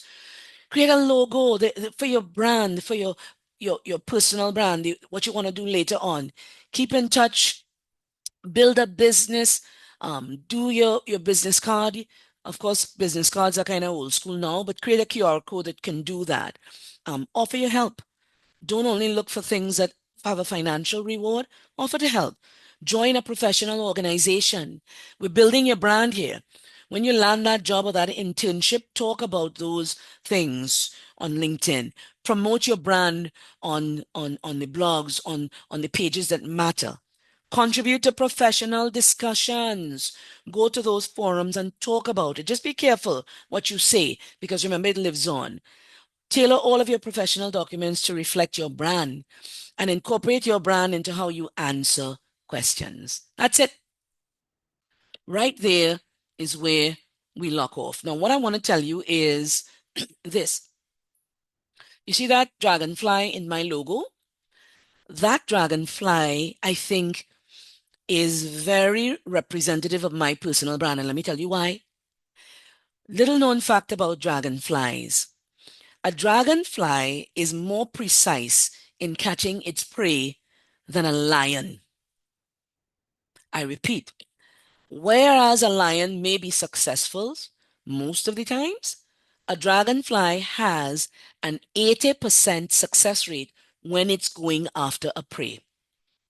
Dragonfly can fly forwards, they can fly backwards, they can fly upside down. And what people don't know about them is dragonflies, they have not 2, but 4 wings. and each wing operates independently. A dragonfly's wings are four independent wings that work separate and apart, which is why it can do all the things that it can do. Now, why is this instructive? Why am I telling you this? I'm telling you this because that there is representative of my personal brand. Yeah, I'm a Caesar by Caesarean. You will remember that forever, probably. For as long as you think of the word Caesarean, you'll remember this Caesar by Caesarean. But more than that, I want you to know that I have a brand that I regard and hold dearly and that I protect and safeguard. The dragonfly is my logo because a fly gives you versatility, agility, adaptability, all of those things. And for my brand, as I go on into the future, I want to continue to embody all of those traits. And I'm saying that to let you know that that is exactly the goal that I want for you. So that being said, I go back to the top and I want to end where I started because this is very instructive. You see this part here? Your vibe attracts your tribe. Go out there and be exceptional representations of the personal brand philosophy. I hope this information was useful. I really want to thank you for your time. I enjoyed it. And I'm looking forward to if ever we have another opportunity, I would certainly welcome it. So, on behalf of Freedom Finders, and again, I'm asking because we're new, really would love if you can support us by checking us out on all of our various platforms. I'll get to that page so that you can see it. But Freedom Finders, trying to make a difference. And so we would welcome your help. Denise Caesar, Caesar by Caesarian, saying, thank you for your time and thank you for your attention. Back to you. Thank you, Miss Caesar. I know I speak for everyone when I say what an excellent presentation. It's very engaging. And we talked about attention span, but honestly, that hour and 40 minutes flew by like nobody's business. I mean, I'm sure we're leaving this evening session with an increased attention span because of you. So thank you for that. And while I'm sitting here listening to your presentation, I was literally writing out so many little tidbits that stood out to me. But obviously, I can't get into all of it now. But the two things I want to leave with our participants today is the two quotes that you gave us, which is to safeguard your brand and to do justice to your brand. So I really hope that everyone took something, and I know they took something away from your presentation. So thank you again, and I really can't wait to have you working with GYBN Caribbean in the future. Thank you, Ms. Caesar. Thank you, So with everybody. Thank you. So we're not gonna delay it too much as we're pressed for time, but we're gonna jump straight into our second presentation. So I'd like to introduce to everyone Miss Helena Jeffrey Brown. She is going to talk to us about effective resume writing. Now, Ms. Brown is the program director of the Biodiversity Ecosystem and Ecosystem Services Unit within the Environmental Sustainability Division of the OECS Commission. She has chaired working groups at the UNCBD COP15, successfully guiding agreements on 32 agenda items across 10 sessions. She also has over 10 years' experience as a national biodiversity negotiator for the government of Antigua and Barbuda, and has also taught biodiversity at the undergrad level. So once again, I want to introduce everyone to Ms. Brown, and she has our full attention as always. Ms. Brown, the floor is yours. Thank you, thank you, thank you. So happy to be here. I hope you can hear me well enough. Um, Coming after the great Denise Caesar by Caesarian, um, it is a hard act to follow, but I will do my best. So great to be here. So let me share my slides now. Okay. Let me put it as a presentation mode. Okay, I imagine that you can see that now. Good. So I'll be asking for your reactions throughout, and I will do my best for you. So before I start, I want you to know that when you're preparing your resume, I want you to be your authentic selves. What sells is what you bring to the table, and every one of us bring, if we are authentic with ourselves and truthful with ourselves, brings a different flavor to the table, a different opinion, a different way of processing things. So when you're writing your resume, please ensure that it's highlighting your authentic self. Don't lie. Don't say that you have something that you don't have. Say what you have, because what you have is different from what someone else has. So I want to begin that way. Okay, so let's jump right into this. Let's go. So as you can see here, I put up CV, curriculum vitae, or resume. What are they different or the same? Well, presently in today's terms, they're being used interchangeably. However, CVs were originally a full history of your academic credentials. So it was very long. I remember looking at the full academic credentials of a 60-something-year-old environmental lawyer, and he had his CV that was an inch thick. But because he had so many publications, so much research, so much work that he had done over that period of time. But no, that's not what this discussion is today. This discussion is about your resume, which is a precise, hopefully single page, maximum 2-page document that encapsulates your essence and what you will bring to a particular job. So let's move to the next slide.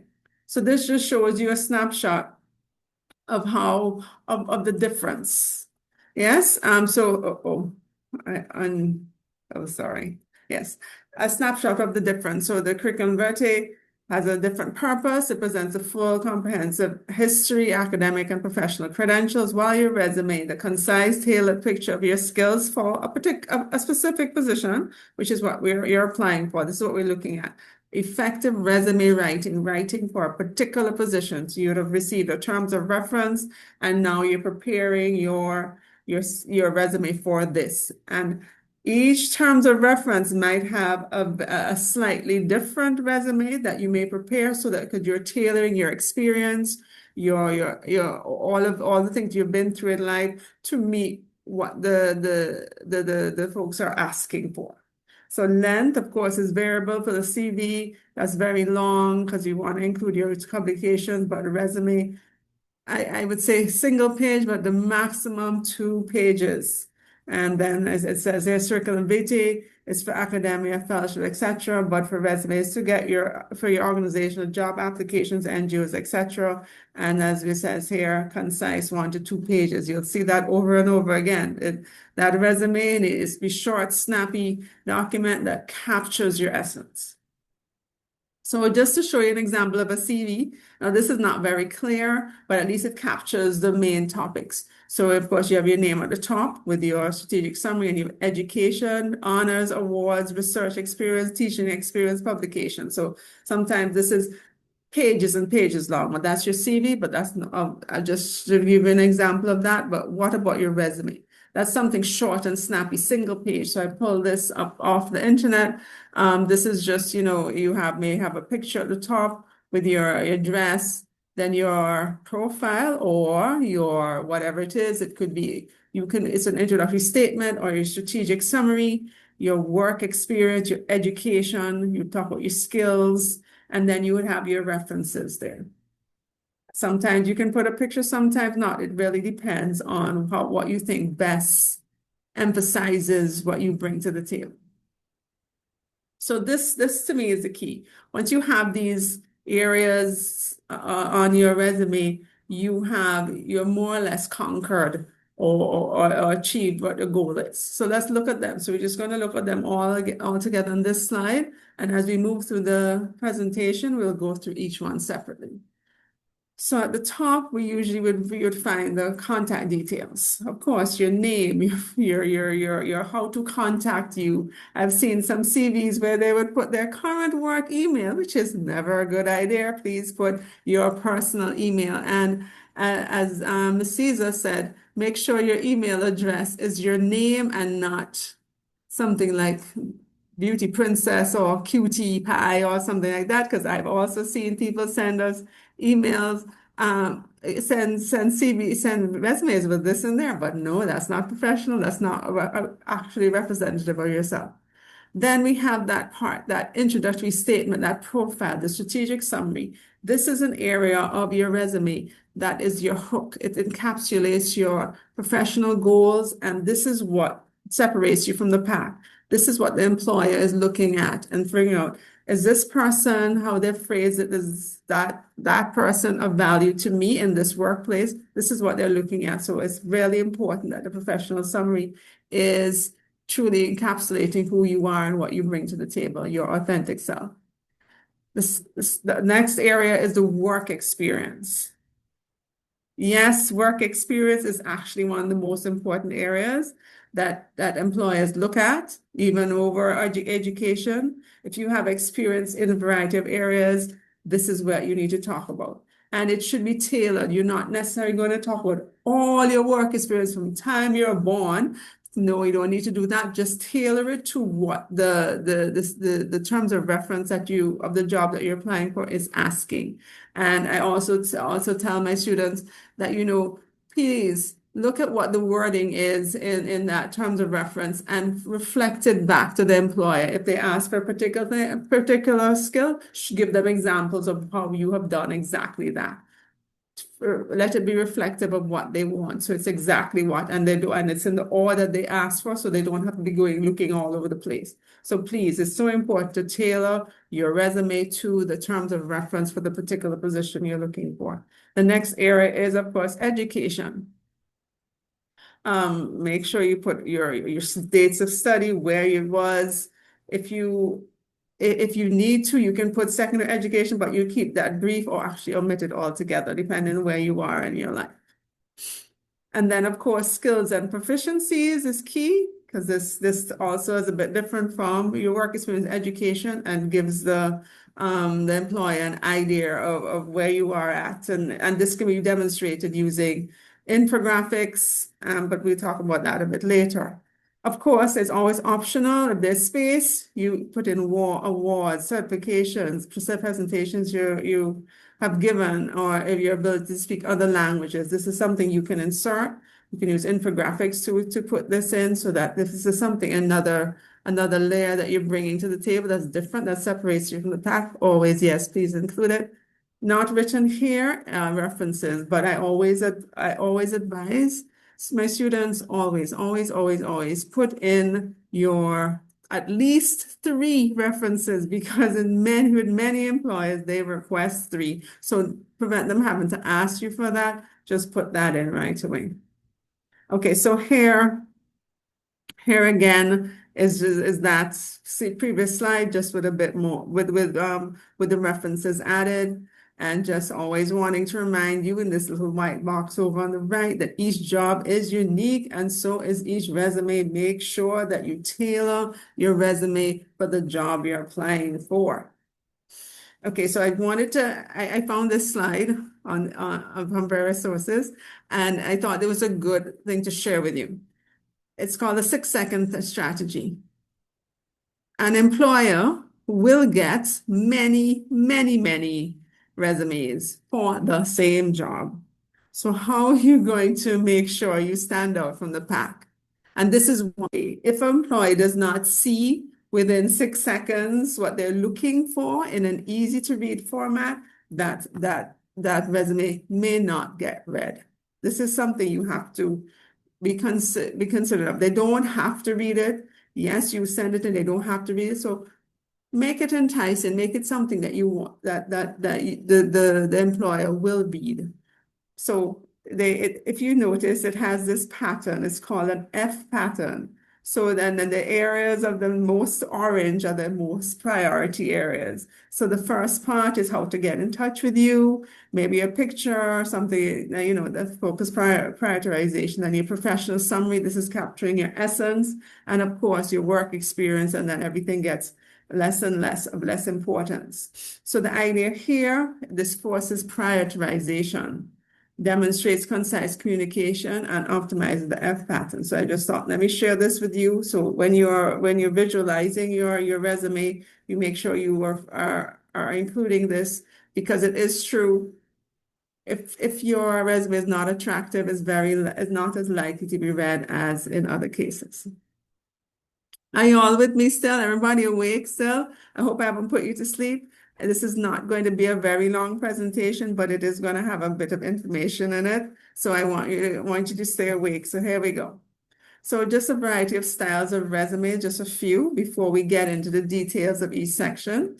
So this is an idea here. This person does not like color. No, that wouldn't be me. I would have lots of color in mind, but it really depends on the person and how they think this represents who they are. So of course, again, the name at the top, what position they're applying for, their contact details, and their professional statement, the summary of them, how they're different from others, their experience and work experience, their education, their skills, software certification. And they have some level of infographics here to show how their skill levels are at in terms of how they manage software.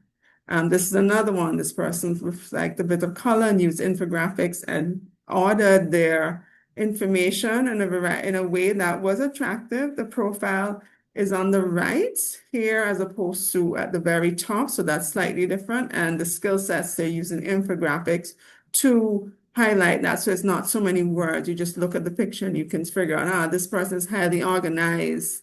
And so you can see, and they speak a variety of languages, so it's very easy to see, very easy to understand. And then you can see their work experience very easily, and the education below here. So it's punchy. This is easy to read. An employee would look at this and review it before, it's nicely ordered and it looks very neat. Next, we saw this one before. I brought it back because I just wanted to highlight again the infographics that they use looking at skills summary and software.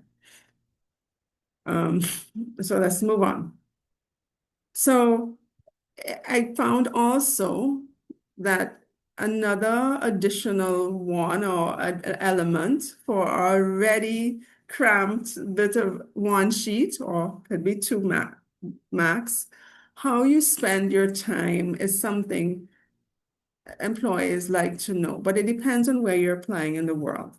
Some countries in the world, they're very work oriented, and they don't really want to know what you do outside of work. But then the other place in the world, they're more life work balance. They want to know how you spend your time because they want to see that the people who they're employing are well balanced. So the point here is, please figure out who you're applying for a job from. Who are these folks? Where are they from? What are they more likely to ask or to want to know about you? Because how you spend your time can be important. Like, do you spend your time reading, or you prefer hiking? You're an outdoor person. It might affect whether they think that you'd be right for their work culture. So there are ways to indicate how you spend your time. Is it reading, doing research on your own? You prefer music, whatever it is, because then they get to see an actual person, or instead of this person, okay, they work all the time, they had long years at school, they speak 4 languages, they do this work, fine, but who are they really, this gives you another way of bringing across to the potential employee who you are, your essence. Okay, so let's start looking at the different elements in a bit more detail. So of course, the first thing you're doing is your contact information, full address, everything. And then of course you can put your LinkedIn profile. If you have a website, you put it, social media contact. If you wish, you can put it whatever way you're contactable by. This is what and make sure it, as I said, not your current work email, but your private email. So this is an example. So just look in the top half here. Notice that this person she's applying for, she's a visual artist. So she has her name, she's put a picture because she thought that would work for her. But she also has a website where an employee could see her previous work. So if this is helpful to you, links are always a good idea because then it can get an employee to see that the work that somebody's doing, and it's very easy to put it in a single page document. Moving on. The next element, the introductory statement, your profile, your strategic statement. This is important. This is your hook. This is how you're capturing the attention of your employer. This conveys why you are the ideal candidate for this particular job, and it showcases your personal brand. Who are you really?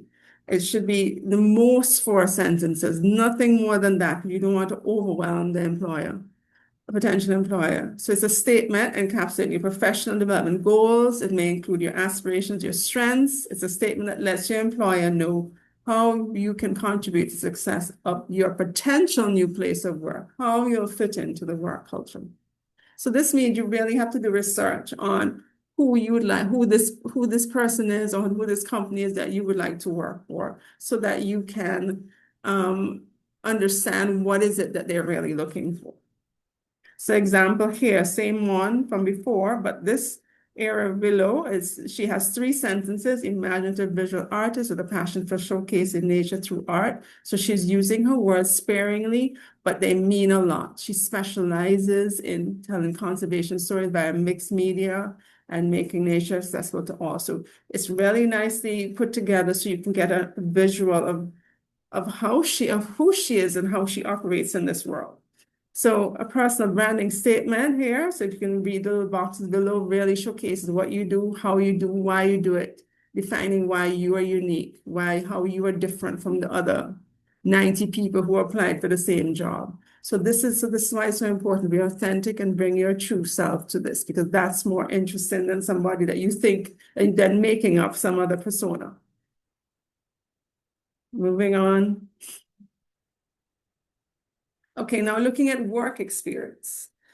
This is what employers really want to see. They want to see where you are, what experience you've had. Now, I realize that this is Global Youth Biodiversity Network, and now you may not have that much work experience, but I guarantee that you have some work experience. And if you don't have, you go and get it. Yes, you can volunteer. I think the previous speaker spoke about, volunteer at places that you would like to work at so you can get some experience in learning about that. And you can talk about your internships. You can talk about the summer jobs that you've had.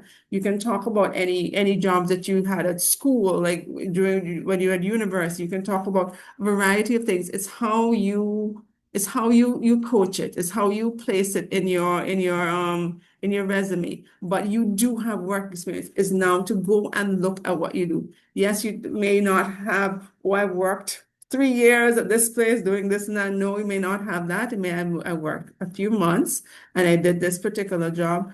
Put it down, write it down, because an employer wants to see what experience you have had. It may make a difference that you have had 3 months experience working at this, doing this particular task, than not putting it at all.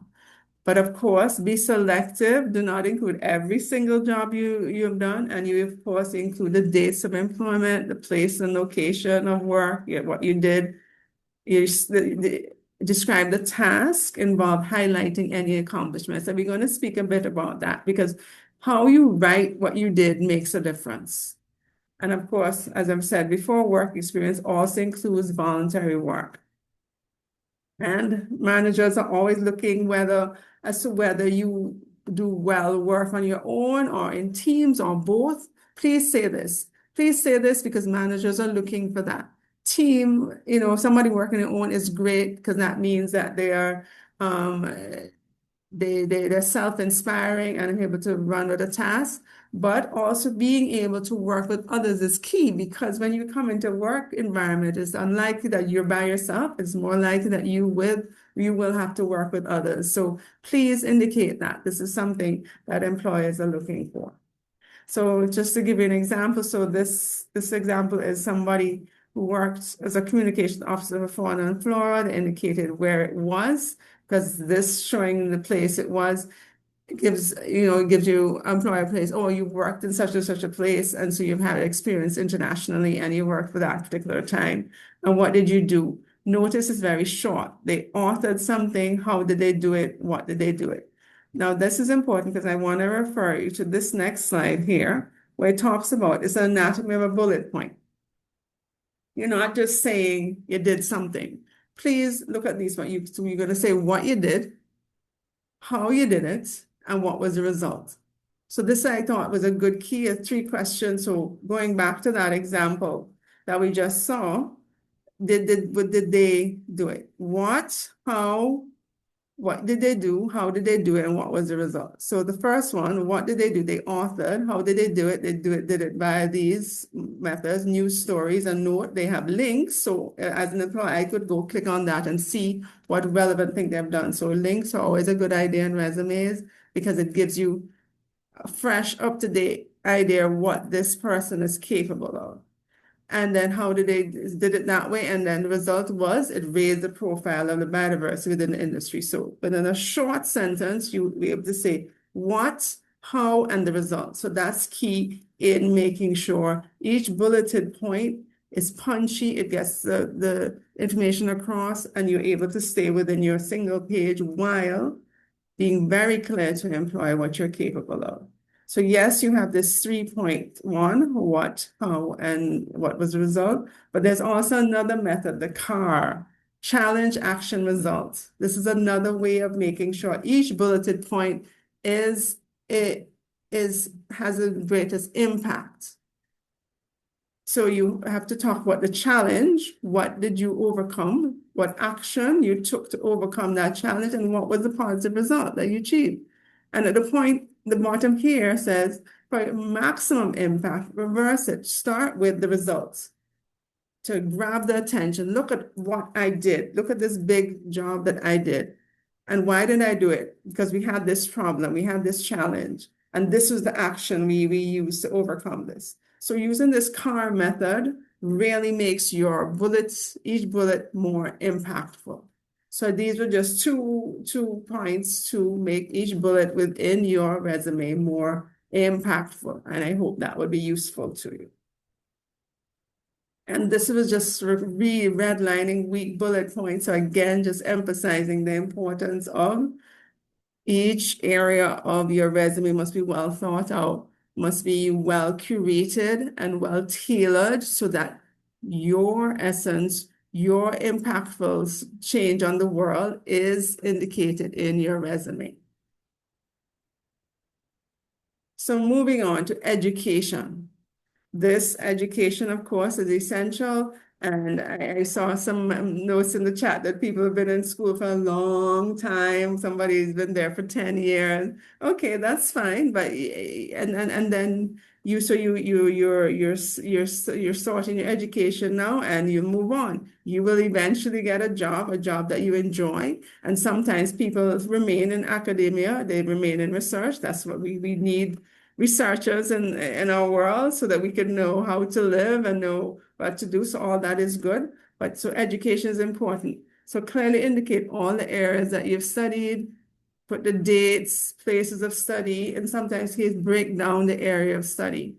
So for instance, if you're applying for a job that requires a particular area, please highlight that yes, you have a degree in X, but you studied this and this and this, which directly relates to what the employer is looking for, skill sets that they're looking for. So please, again, tailor your work regarding that.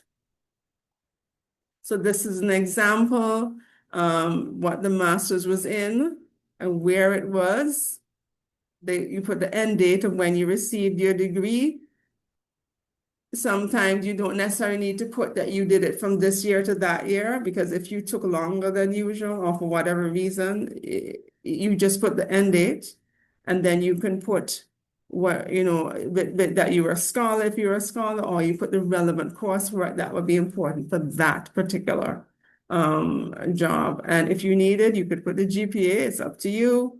And of course, again, with the bachelor's, specializations help because it really guides the employee to know, okay, so as the term of reference said, I needed somebody who worked in biodiversity, conservation, and wildlife management. This is great because the person I'm going to hire has that specialization. So this is perfect. So again, make sure you tailor your resume to that of the work that you're doing, the work that you want to apply for.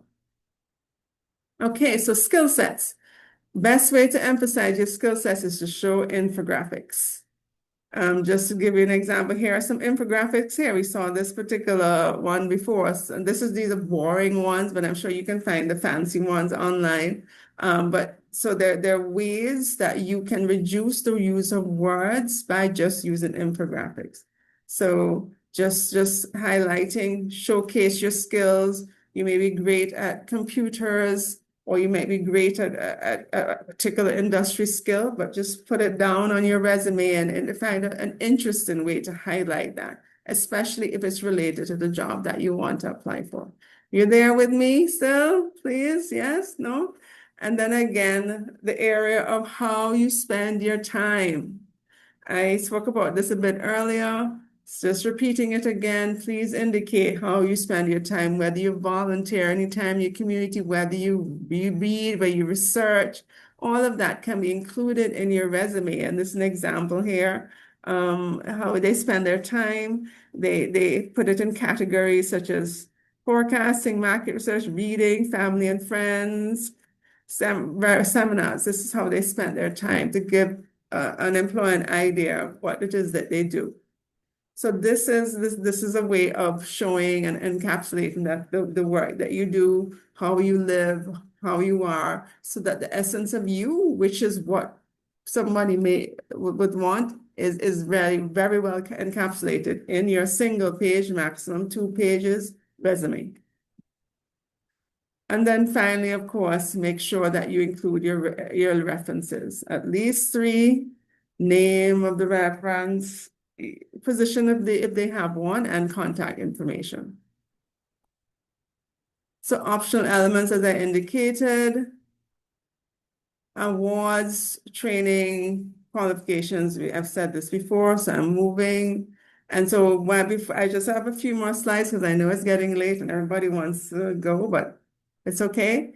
Just a few more slides. So just generally wrapping up, as I said at the very beginning, tailor your resume for that particular job you're applying for. Look at the words that you have in that terms of reference and reflect it back on them. They're looking for your work experience in this and this. So you put work experience and you have it, and you highlight the parts of your degree, the parts of what you studied, whatever part of your academic life or whatever part of work life in that area. Highlight that area, indicate, oh, I did a course on this, I did this, so that they can directly, it's easy for them to relate the terms of reference with your resume. And then you're more likely for your resume to be shortlisted. So I said that's the second point, including keywords. Use a simple layout, easy to read. If it's too heavy with colors and it's too dramatic and it's less likely to read, don't do that. Simple layout, something that's attractive, easy to read, go with that. Use the right format. If you're the graphic designer, use the infographic. They have AI now. You don't need to be a graphic designer. You can get quite a few infographics online. And of course, proofread. Oh my, I can't tell you how many resumes I've looked at where I don't know. They have things like Grammarly, and they have spell check. So we don't need to be making that mistake anymore, right? So just 2 more slides. The protocol checklist on the left is what we're going to try and do. You highlight any international cross-cultural experience where you may worked with people from other parts of the world in whatever capacity, please indicate it. Engineering impact of each bullet statement using the CAR method. C stood for challenge, A for activity, and R for results. So the pro tip is You put the result first to capture the intention, and mention the challenge and the activity you did to overcome that particular challenge. And then you draw in that draws in the reader to know, oh, this person, their work is very impactful. So yes, they're more likely to be hired. And then, of course, make sure it's easy readable font. Explain if you have career gaps, you can explain them in a cover letter if you think it's necessary. The one here on the right, avoid. Don't use vague language. Make sure that each bulleted statement is impactful. Listing every job without tailoring it is not a good idea. Using complex layouts, no. Make sure you proofread again and again. I say that because I see it many, many times in many resumes. So we're at the end now. Just to go over what you're looking for. A picture or no picture, that's up to you because you have to figure out what really will capture the essence. An attractive single page, maximum 2 pages, your contacts at the top with the ways to contact you. Also use, if you have websites to display your work, have it, or whatever links you have, include that where you need to. Make sure your introductory statement, a profile, or a strategic summary pulls in the reader, capturing who you are and how you direct value to you're the employer. The work experience, again, tailor it to the terms of reference, each bulleted statement impactful. Education, make sure you have indicated where you are. Even if you're in doing your studies now, you put that in, and that's at the very top. You're doing your master's now, you put that, you started in this year, you will complete it by that year. You put what courses you've done already so that they can see, hey, this person is already where we need them to be, so maybe we can hire them. And then, of course, always tailor your work experience to that of the particular job you're looking for. Education, of course, education, skills and proficiencies, key. You can indicate your hard technical skills if you have skills with handling software, with languages, whatnot. And then, of course, optional elements are possible and reminding you about your 3 references. So I think now, with the information here, you should be able to translate your potential into global impact by creating a single page, maximum 2 pages resume that's punchy, that's capturing your authentic self, that will pull you to the top of the list. So you're shortlisted. So then you're able to go into the interview phase where you will speak, and then you can answer questions, and then they can figure out who you really are to see if you are right for the job. That is the end. I hope this was helpful to you. I am sure that they will share the presentation so you can keep these points. And I always enjoy being able to speak with the folks from GYBN because I think they just bring, I'm so grateful that they exist because you see, it's so important that we have a strong environmental group, young people that are there ready to take over from us as we move on. Because succession planning is so key. Protect the environment, ensuring that we have great people to take over from us is key. And I want to be part of training and of working with you so that you can be the best that you can be. Because if I can do it, you can more than do it. And I am very confident in that. Because I'm so happy to have been able to have the opportunity to speak with you and have the great rest of your evening and enjoy the rest of the course. Thank you. Thank you so much, Ms. Brown, for lending us your expertise this evening. I know we all gained a lot from what you presented, particularly about what employers do and do not want to see. I know as future diplomats, oftentimes our first impression comes from our resume. So before we've had a chance to present ourselves physically. So thank you so much for everything that you shared with us this evening, well, tonight. So this is the end of session number 3. So just to close off, I want to once again say thank you to our 2 presenters, Ms. Caesar and Ms. Brown. Thank you for your insightful and engaging presentations. I know you made session number 3 very memorable for all of us here tonight on the platform. So thank you. I will forever be grateful. I know the GYBN team will forever be grateful to the two of you for your time here with us this evening. So before everyone runs off, we just want to post a few reminders to the participants. If you didn't get a chance to have your question answered, we will take note of it in the Q&A segment, and we will send it off to our two presenters for them to potentially send us some responses, and that we will share with you later. Also, keep an eye out on your emails as usual. We will post the recorded session on the Google Classroom as well as the YouTube channel, and for everyone to take note of and view on your own time. We'll continue to engage with you all in the chat, and we look forward to, potentially having you guys again in the future for the future courses and future sessions. So good night, everyone. Thank you for joining us. I hope you all have a great night.